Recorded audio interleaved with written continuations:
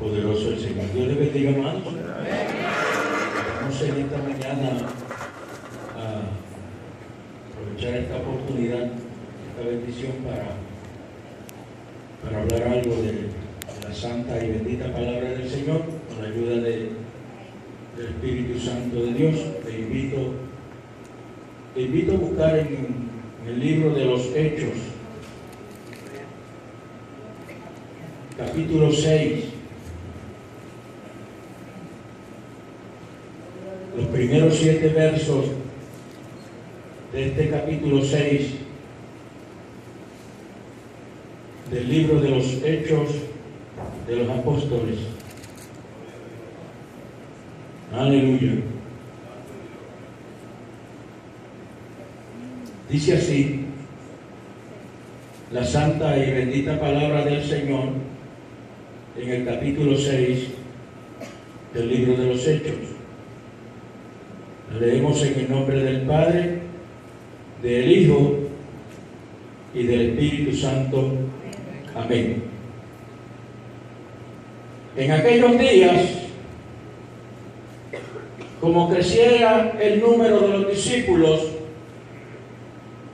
hubo murmuración de los griegos contra los hebreos, de que las viudas de aquellos eran desatendidas en la distribución diaria.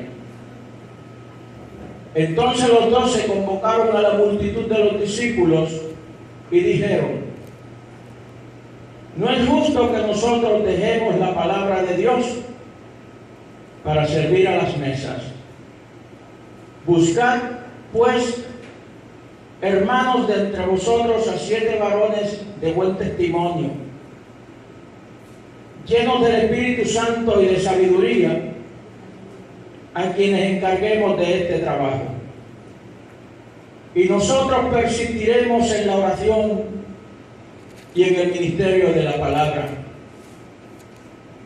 Agradó la propuesta a toda la multitud y eligieron a Esteban, varón lleno de fe y del Espíritu Santo, a Felipe, a Prócoro, a Nicanor, a Timón, a Pármenas y a Nicolás, prosélito de Antioquía, a los cuales presentaron ante los apóstoles, quienes orando les impusieron las manos. Y crecía la palabra del Señor, y el número de los discípulos se multiplicaba grandemente en Jerusalén. También muchos de los sacerdotes obedecían a la fe. Oremos al Señor. Padre bueno, Señor eterno, Dios grande, Dios todopoderoso, solo tú eres merecedor y digno de toda la gloria, de toda la honra y de toda la alabanza. Te damos gracias, Señor, en este día por este privilegio lindo y hermoso que tú nos concedes, Señor, como iglesia, como pueblo compuesto por hombres y mujeres lavados y redimidos por la sangre de Jesucristo. Ese privilegio hermoso de estar reunidos en este lugar santo para adorarte y para bendecirte, Señor, y para compartir el consejo de tu palabra. Te pedimos, oh Dios del cielo, la mediación y la intervención de tu Espíritu Santo en nuestras vidas, Padre, que lo que se ha de hablar, Dios mío, en este lugar santo, en esta tarde, Señor, tenga la aprobación divina por tu Santo Espíritu. Yo te pido, Señor, como un vaso frágil y como hombre imperfecto, que tú me ayudes, que tú purifiques y ordenes mis pensamientos, que tú ordenes las ideas que hay en mi mente, en mi corazón, Dios mío, y que tú permitas que toda palabra que salga de mi boca en este lugar, en esta tarde, sea sazonada con gracia y con sal, de modo, Señor, que lo que yo hable traiga bendición a los oyentes, en el nombre poderoso de Jesús. Amén. Siéntese, amado. Bendito el nombre de nuestro amado Señor y Salvador Jesucristo. En este día Estamos ante una porción de la Escritura que nos presenta en lo espiritual dos puntos opuestos. A medida que vayamos profundizando en la explicación de esta palabra, vamos a ver en qué consisten esos dos puntos espirituales totalmente opuestos. Estamos hablando de una época, aleluya, cuando recién nacía la iglesia apostólica en Jerusalén. Dice la palabra del Señor que el gozo de aquellas multitudes al recibir la palabra y el mensaje del Evangelio era un gozo indescriptible, era un gozo inefable, y que a pesar de que se había desarrollado en Jerusalén una persecución férrea contra aquellos seguidores de Jesucristo, pero el Espíritu Santo de Dios continuaba haciendo la obra que a él le correspondía. Los estudiosos de la santa y bendita palabra del Señor y de la historia de la iglesia calculan que en aquellos tiempos a los cuales hace referencia el médico Lucas, escritor de este libro de los Hebreos, los cálculos nos dicen que la iglesia, los seguidores de esta doctrina del Señor, alcanzaban aproximadamente a los 25,000 creyentes. Esto es muy fácil de entender. Sabemos que en aquella cultura siempre eran contados los hombres mayores de edad. A esos creyentes, pues si vamos a entender, la Biblia dice cuántos fueron los que se convirtieron en el primer mensaje de Pedro. ¿Quién sabe? 5,000 hombres. Y en el segundo mensaje, ¿cuántos se convirtieron? Aproximadamente 3,000. Son 8,000. ¿Y 8 por 3 cuántos son? 24. Pues simplemente yo entiendo que el cálculo se queda corto, porque prácticamente se está incluyendo la esposa y un hijo. Pues aquí nada más vamos entendiendo que había 24,000 personas, porque cuando se convertía el hombre, también la esposa, aun cuando no tuviese una convicción genuina, también, aleluya, tenía que abrazar la fe. Esto no era como ahora, hermano, que lamentablemente y tristemente da pena decirlo, que las familias, cada cual anda por su camino. En aquellos tiempos el hombre de la casa era el patriarca de la casa y era el que tenía la autoridad total. Y no vamos a entrar en detalles de que si eran dictadores o que si era una cultura machista, esos son otros 20 pesos. Lo importante que queremos traer a colación era que la autoridad recaía sobre el hombre de la casa. Y dice la palabra del Señor que cuando estas personas en esos tiempos se convertían, pues se consideraba el abrazar una persona, la fe cristiana, como traicionar al judaísmo. Era como una persona, aleluya, que se constituía en un desertor de las normas de la religión, de las prácticas de la ley, y prácticamente los tenían como herejes y los tenían y consideraban como rebeldes a los que abrazaban y recibían la fe en Jesucristo. Por consiguiente, la gente tenían que abandonar sus posesiones, tenían que abandonar su hogar, tenían que abandonar sus propiedades, porque muchos de los jefes de la familia, cuando venía un hombre joven o una mujer y abrazaba la fe, eran echados fuera de la casa, porque eran considerados como traidores al sistema de la fe. Por consiguiente, cuando los cristianos comenzaron a multiplicarse, tenían que abandonar su casa, tenían que dejar sus propiedades. Entonces se constituyó una comuna. Dije comuna. Y era un lugar, aleluya, exclusivo para los creyentes. Y allí todas aquellas personas que se quedaban sin sus propiedades, que eran echados fuera de la familia y fuera de la casa porque eran disidentes y eran rebeldes y herejes para ellos, pues entonces no tenían dónde ir. Entonces la iglesia tenía que asumir la responsabilidad de darle alojo, de darle sustento, de darle alimento y de darle ropa, las necesidades básicas de una persona.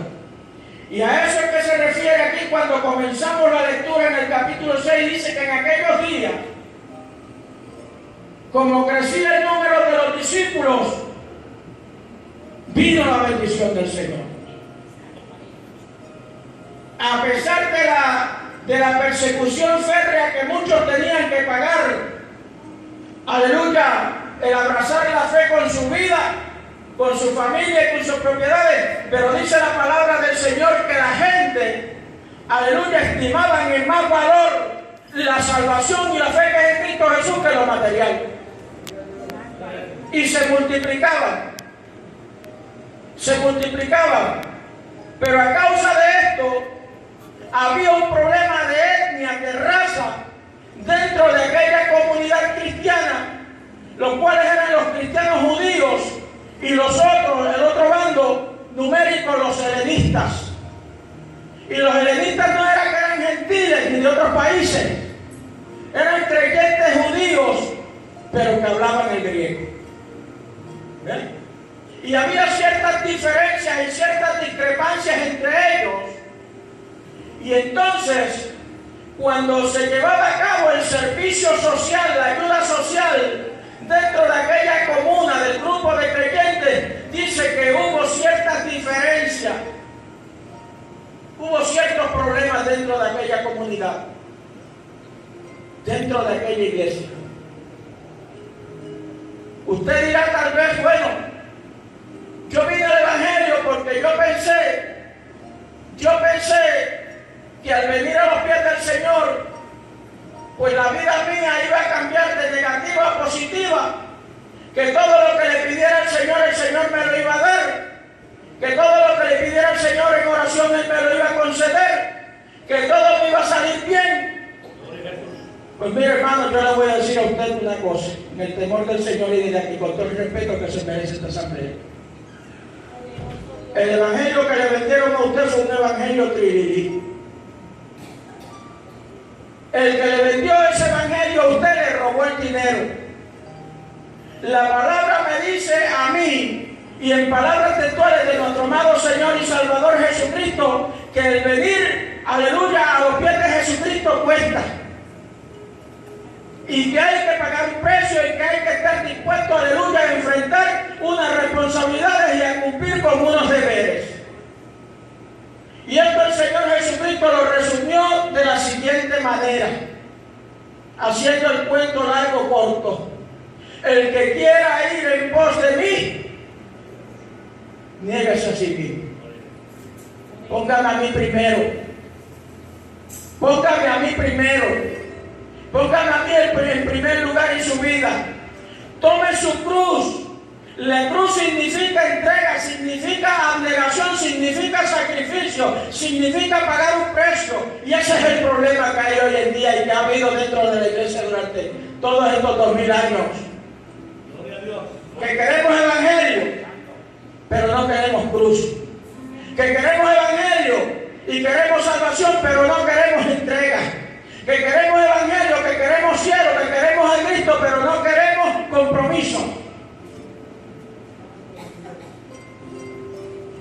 Y un evangelio sin entrega, sin compromiso, sin un precio, aleluya, se queda cojo.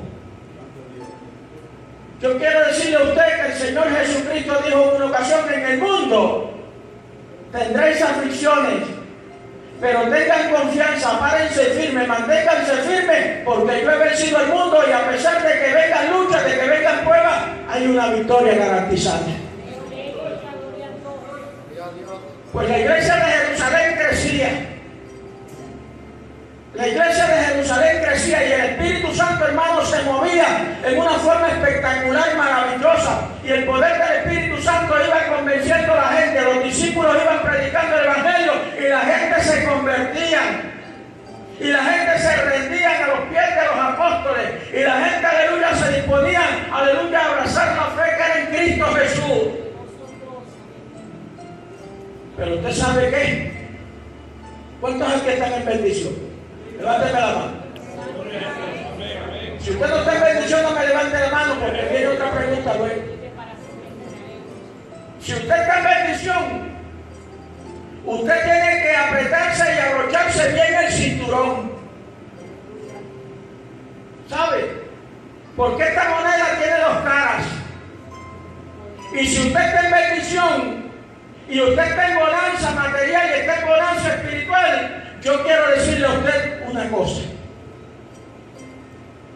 que hay guerra, que desde el día en que usted se convirtió al Señor y usted levantó su mano, si fue que la levantó y usted humilló su corazón al Señor, usted se declaró enemigo del infierno, de Satanás y de los demonios.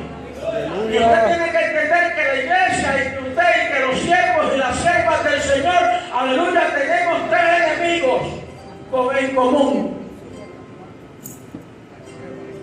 Tenemos tres enemigos dentro de otros o dentro de tantos. Y el primer enemigo que nosotros tenemos es a Satanás, el Señor lo reprenda.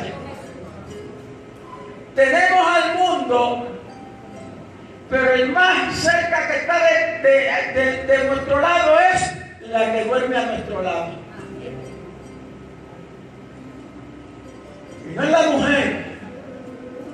No es la mujer, no se adelante a pensar.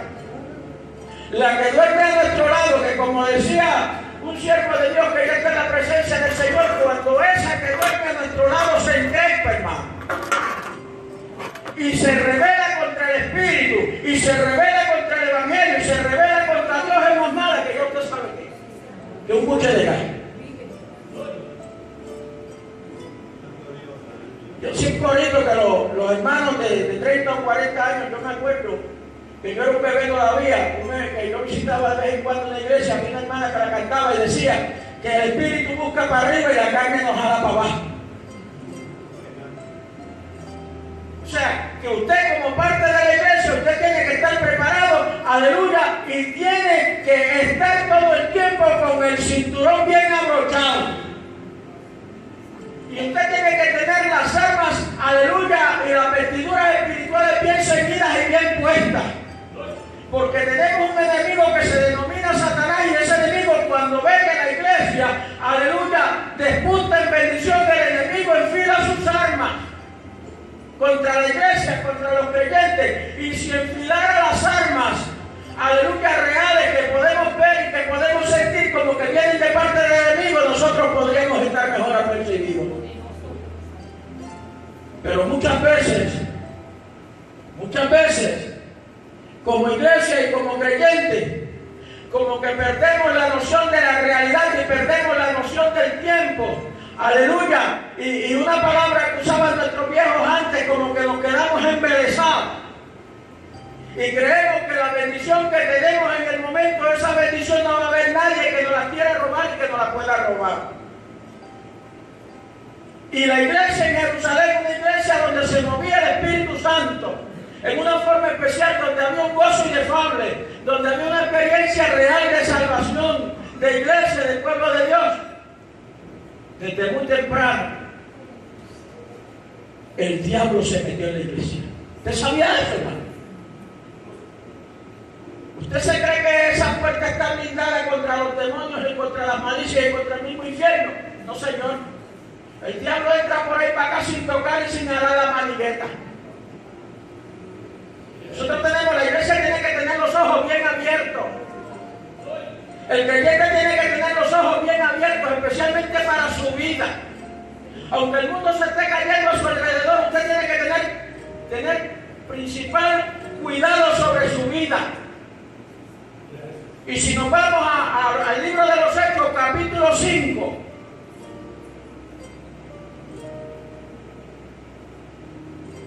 usted va a encontrar una experiencia allí donde el diablo se presentó dentro de la iglesia y se metió en una forma tan camuflajeada que nadie se dio de cuenta, más que el Espíritu Santo de Dios. Y en cuántas formas el enemigo y el infierno se manifiesta dentro de la iglesia y nosotros creemos que todo está bien porque todo parece bien. Y muchas veces nos sentamos bajo los laureles y nos mecemos en la hamaca del sueño y de la indiferencia y creemos que todo está bien, pero el Espíritu Santo, aleluya, a sus siervos y a sus siervas le dice que todo no está muy bien, que todo le está andando bien. ¿Se acuerdan cuando Pedro vendió la heredad? Cuando Ananías vendió la heredad y fue y llevó, aleluya, supuestamente el valor de la heredad que vendió y se la puso en las manos de los apóstoles. Yo me imagino el Espíritu Santo de Dios cuando Ananías iba por el camino y cuando entró por aquella puerta, el Espíritu Santo le dijo a Pedro y le reveló a Pedro, hermano, porque el Espíritu Santo revela. El Espíritu Santo revela, el Espíritu Santo muestra, el Espíritu Santo habla, el Espíritu Santo es una persona, el Espíritu Santo no es, aleluya, un cuadro puesto en la pared. El Espíritu Santo es Dios mismo en medio de la iglesia. Yo me imagino que el Espíritu Santo le dijo a Pedro, pregúntale a ese muchacho que viene allí, que parece tan sincero y que parece tan honorable y que parece tan creyente y que parece tan espiritual, pregúntale que si eso que él trae aquí en esa bolsa es la suma total de lo que él vendió la heredad. Usted sabe el ejemplo de la historia.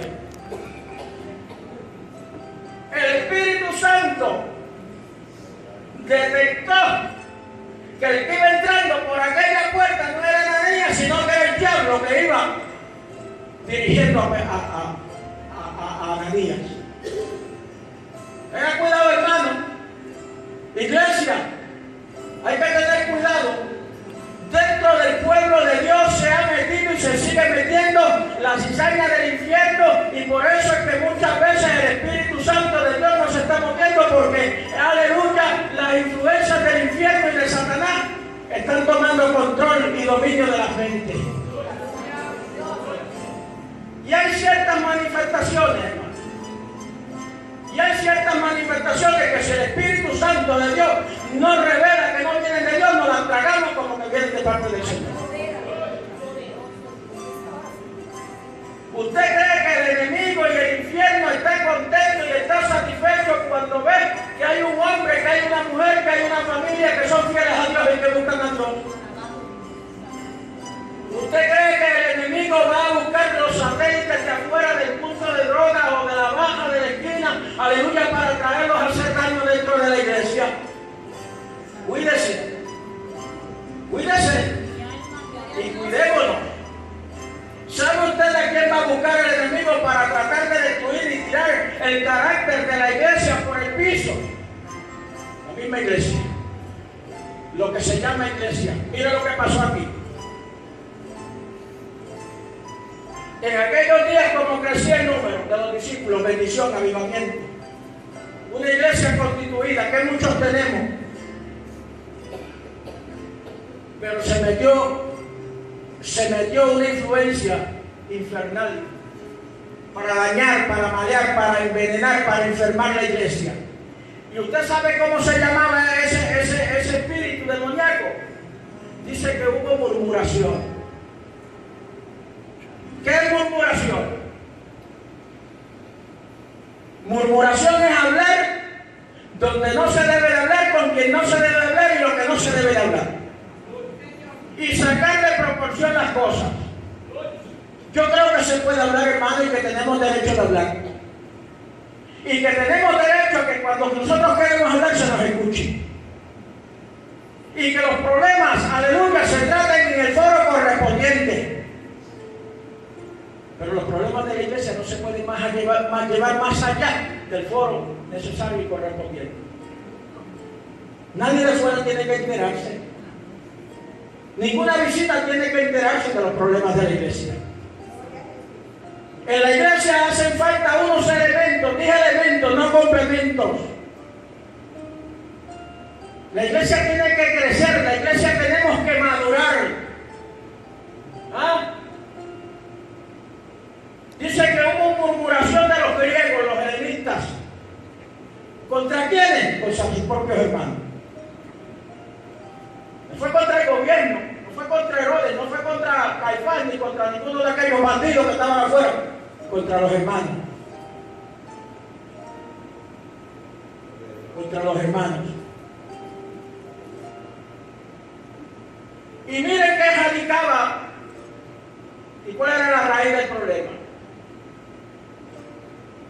Yo me acuerdo, porque esto siempre se da. Yo me acuerdo en una vigilia que yo fui en una ocasión, estamos hablando de los años 70 y pico, 80. Y esa vigilia, lo que se llamó vigilia, terminó con el Rosario de la Aurora. ¿Quién sabe aquí lo que quiere decir eso? Cuando algo termina con el Rosario de la Aurora, ¿quién sabe? Ajá, a palo limpio. A palo limpio. Y fuimos a una vigilia y usted sabe que se formó aquí un problema como este, o tal vez de un tamaño mayor, porque el chocolate que sirvieron estaba tibio y no estaba caliente. ¿Quiénes son los más que lloran en la casa? ¿Quiénes son los más que hacen ruido en la casa? Yo tengo una vecina, Dios la bendiga, que es abuela, y el único que se oye en aquella casa es un niño como de 1 año que tienen aquí. Los adultos no se oyen. Los adultos no hacen ruido.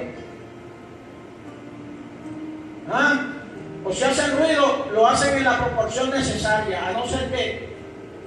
Y yo digo, y eso pasa en la vida espiritual también. Por eso es que se requiere madurez y se requiere reconocimiento y se requieren unos elementos dentro de la iglesia para que no haya mucho ruido. Estoy hablando espiritualmente. Gloria a Dios. Porque los que causan los problemas y los que causan las murmuraciones y los que causan las contiendas y los que causan, aleluya, el celo y los que causan la envidia son aquellos que muchas veces tienen una mente de niño. Porque las cosas espirituales hay que tratarlas espiritualmente con altura y con respeto. Y cualquier descontento que haya, amados hermanos, para no herir, aleluya, el cuerpo de Cristo, hay que tratarlo en los foros correspondientes. Y estos hermanos, los griegos, miren, una sola familia. Los griegos se levantaron contra los hebreos. Pues, ¿qué van a hacer los hebreos? Pues ya usted sabe. Y usted sabe por qué se formó la gresca allí, por un caldero de sopa. Por eso se formó la gresca, aleluya, dentro de aquella comunidad cristiana, por un caldero de sopa, por así decirlo. Dice, porque las viudas de aquellos eran desatendidas en la distribución diaria. O sea que había preferencias, había excepción de personas. Entonces primero se le servía a las hebreas y después si sobraba el pegado o el caldo, entonces se le daba a los hermanos de la etnia griega. En la iglesia hace falta gente madura. En la iglesia hacen falta líderes con una mentalidad espiritual. En la iglesia hace falta gente con estatura espiritual. Porque cuando hay problemas que nunca van a faltar, al igual que los pobres, se necesita gente que sepan bregar con los asuntos. Y que sepan tratar los asuntos, aleluya, y entender los asuntos con discernimiento. Y ese es uno de los elementos que yo quiero tratar en este día. La sabiduría y el discernimiento. Sabiduría no humana, sabiduría del cielo. El discernimiento del cielo. ¿Cómo vamos a resolver los problemas? problema. Y le llevaron el problema a los apóstoles. Rápido fueron para allá.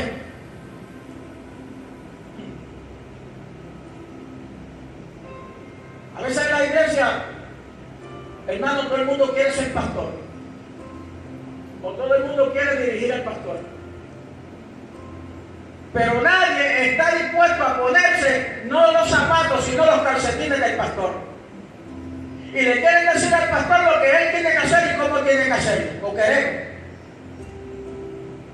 Y a veces somos capaces de inducir al pastor, aleluya, para que le llame la atención con violencia a una persona. Y cuando esa persona se va y se van 8 más detrás de esa persona, entonces el pastor es culpable. No, hermano, no, hay que cada cual tiene que asumir su rol. Y cada cual tiene que asumir su responsabilidad. Cuando estábamos allí en la escuela bíblica, yo estaba diciendo, porque un hermano dijo, aleluya, la responsabilidad de los líderes, mencionó la responsabilidad de los líderes de la iglesia. ¿Y usted sabe cuál es la responsabilidad y el derecho que tiene un líder en una iglesia? De servir. Dios levanta a los líderes en la iglesia para que sirvamos, no para matar. Y cada cual ocupar su lugar. Y le cayeron encima como el que apaga fuego a los apóstoles. Pero los apóstoles, hermanos, estuvieron con el Señor 3 años y medio. No hay cosa peor que uno tomar decisiones a la ligera y dar contestación a la ligera, porque muchas veces, hermanos, cometemos errores, aleluya, que no podemos enmendar luego. Pues, hermano, el que le venga a usted a pedirle una contestación acerca de una propuesta así de inmediato, no tiene que decirme por qué va a ir, pues vete, no hay negocio. Porque la gente usa esa estrategia para acorralarnos muchas veces. Y si usted es una persona sincera y una persona íntegra, después que usted dice una palabra, usted se supone que tiene que cumplir esa palabra. Y a mí ya que me venga con eso, porque he sido tantas veces víctima de eso, y yo no, si tú tienes prisa, yo no tengo ninguna. Vete de otro que sea por ser tu víctima. Yo. Pero los apóstoles sabían lo que era el valor del discernimiento, de la sabiduría y de la oración. ¿Y usted sabe lo que los apóstoles le dijeron? Dice que convocaron a la multitud de los discípulos y dijeron, y aquí va un principio que no es secreto, debe ser un valor de cada creyente. Ante cada problema usted enfréntese con la ayuda del Señor, no se vaya solo.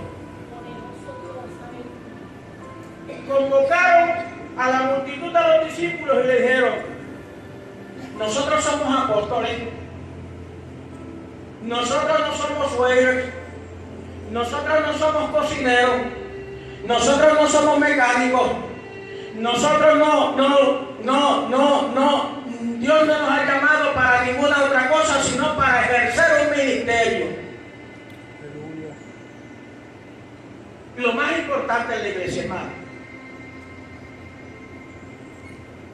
Y le dijeron, no es justo, no es recto, ni es correcto, aleluya, que nosotros dejemos la palabra de Dios para irnos a servir solos. Porque lo que ellos querían, lo que los griegos querían era que los apóstoles, aleluya, que Dios los había llamado, que el Espíritu Santo los había capacitado, que el Señor los escogió, aleluya, para que predicaran la palabra, para que hicieran milagros, prodigios y señales, se fueron a bregar con la gente. Gloria a Dios. Y yo le dije, no, Señor, no es justo que nosotros dejemos la palabra. No es justo que nosotros abandonemos la oración para irnos a servirle a las mesas a la gente. Esto es un principio de mucho valor, ¿sabe, hermano? Muchas veces en la vida suya y en la vida mía, ¿y cuántos ministros han fracasado o hemos fracasado por eso? ¿Y cuántos creyentes hemos fracasado y cuántos creyentes han fracasado por eso? Porque creemos que lo material convalida lo espiritual, lo material no convalida lo espiritual es primero. Lo espiritual es primero. Usted quiere tener crecimiento, usted quiere ser de bendición, usted quiere tener bendición en su vida, usted quiere tener comunión con Dios. El tiempo de Dios no lo comprometa con nada.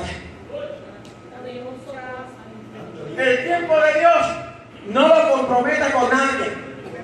La comunión con Dios no la comprometa con nadie. El tiempo de consagración no lo comprometa con nadie. El tiempo del ayuno no lo comprometa con nadie. El tiempo de la búsqueda de Dios no lo comprometa con nadie.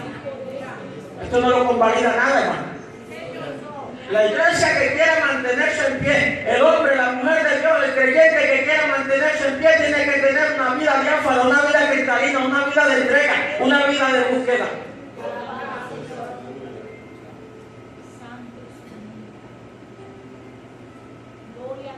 Yo estuve asistiendo en una iglesia hace como 4 años. Y nos unimos un grupo para ir a abrir el templo todos los domingos y abrimos a las 6 de la mañana, horario de vida. Siempre iban 5, siempre iban 6, siempre iban 7, siempre iban 8, siempre hay un grupo, porque las iglesias siempre hay un grupo. Llegó el momento que la persona que estaba al frente de aquella congregación llamó a uno de los hermanos, que era de más confianza, y le dijo: bueno, ¿y cuándo ustedes van a terminar esto? De estar orando y ayunando los domingos aquí de temprano. Y hermano, hasta que Cristo venga. Pues mire, nos quitó, suspendió solapadamente la ayuda. En estos días me encontré con la persona. Me dijo: de un cantazo se me fueron 17, todos los líderes y todos los que predicaban. Se me fueron. ¿Y qué pasó, hermano? Yo no sé, porque quisieron que hiciera, hermano.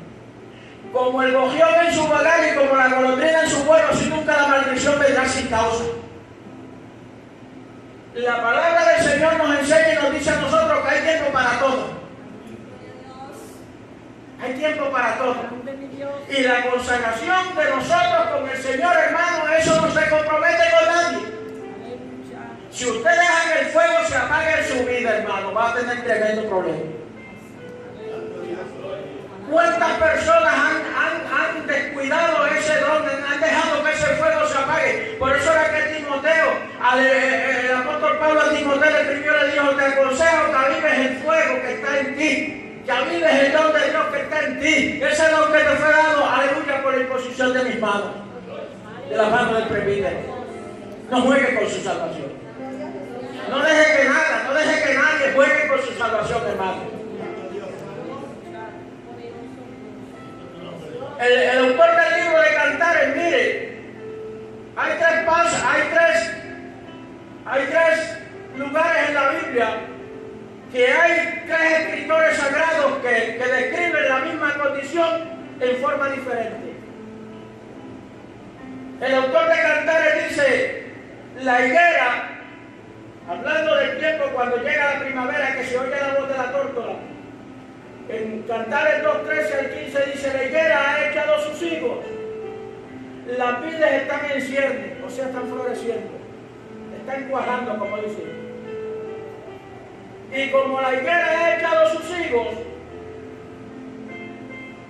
y las vides están en cierne, hay que entrar en un proceso de cuidado y especial. Y entonces hay que dice: cazadnos las sombras pequeñas, las que echan a perder la viña.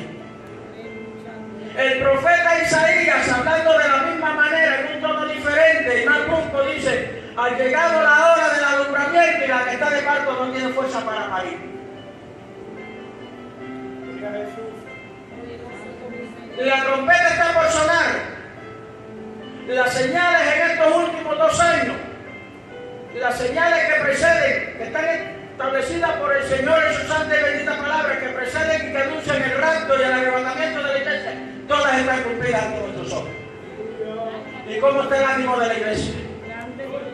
¿Cómo está el espíritu manifestándose en la iglesia?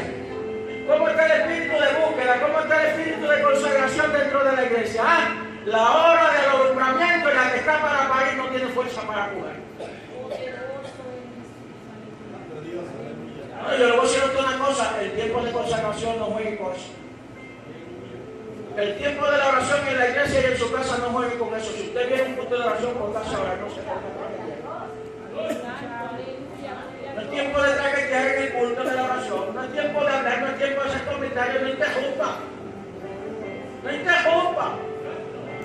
No juegue con la salvación de nadie. Tenemos que afirmarnos en el Señor, tenemos que bogar, aleluya, mar adentro, tenemos que meternos en aguas profundas, tenemos que buscar la bendición de Dios, tenemos que despedirle al Señor que nos llene y nos bautice cada día más y más y nos meta en el fuego del Espíritu Santo.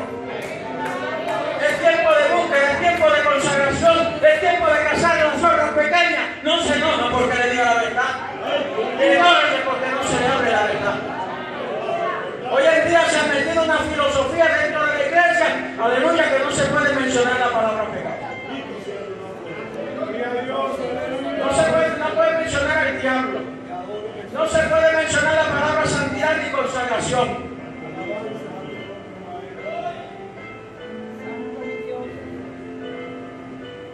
Si a ustedes no les gusta esto, díganmelo, que yo simplemente les voy a decir que estoy en un lugar equivocado. Me voy. Pero yo debo, hermano, que suene la trompeta. Yo cada día le digo al Señor, Señor, prepárame. Aleluya, santifícame plenamente, como dice tu palabra. Que si suena la trompeta, yo me vaya contigo. Que nadie puede impedirme la salvación. Porque si nos quedamos aquí abajo, vamos a hacer estopa para el fuego. Hay que buscar a Dios, hermano, como nunca antes. Hay que consagrarse, déjese de mandenguería, de flojera. Se molesta la gente por cualquier cosa. Se ofende la gente y allá en el mundo los cupones, en la tarjeta de salud, le dicen hasta pejo muerto. Entonces también, entonces se enojan, nos enojamos porque nos predican la verdad. Un evangelio muy sofisticado. Un evangelio muy sofisticado. A la iglesia hay que decirle la verdad. Más vale, aleluya, reprensión manifiesta que amor oculto. Yo no puedo aquí venir a entretenerlos a ustedes y a decirle, aleluya, que sigan como están o que sigan como vamos, porque como quiera nos vamos a ir con el Señor. Eso es una mentira. La palabra del Señor nos dice a nosotros que el que esté santo se santifique más. Aleluya, que el que esté limpio se limpie más, pero el que esté, aleluya, cochino se cochine más también. Es tiempo de rapto, es tiempo de levantamiento de la iglesia, la trompeta está por sonar. Hermano, nunca va a ser. ¿Va a dejar que le metan el chip en la mano o en la frente? Si esa es su voluntad. Esa es la voluntad suya. Usted está esperando ver el anticristo. Mire, yo estoy esperando ver al Señor. Amén. Hay que consagrarse al Señor. Hay que cazar la zorra pequeña. Hay que buscar a Dios. Tenemos que consagrarnos. Cuando usted esté orando y va a quedar alguien a traquetear los tuyos, hermano, déjeme orar. Estoy orando ahora.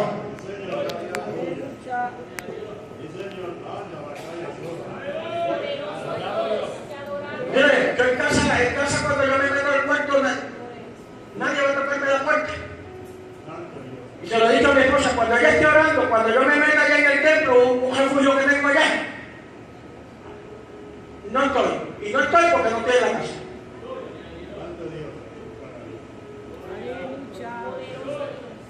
Estamos en tiempos malos, hermano.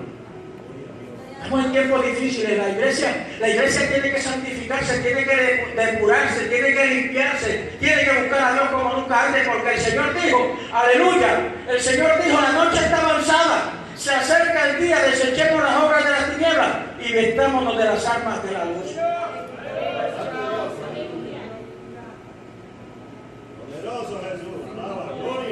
La Biblia dice, cuando el apóstol Pablo fue a los Corintios, escribió a los Corintios, 2 Corintios capítulo 6, verso 7, dice que hay unas armas que debe de tener siempre, aleluya, y portar el creyente, armas de justicia, armas abiertas y asiniestras, armas de pureza, de ciencia, de paciencia, de bondad, en Espíritu Santo, amor sincero, palabra de verdad.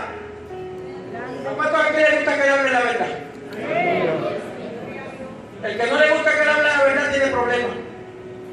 Porque hoy en día, hermano, se ha infiltrado un falso evangelio, una falsa doctrina.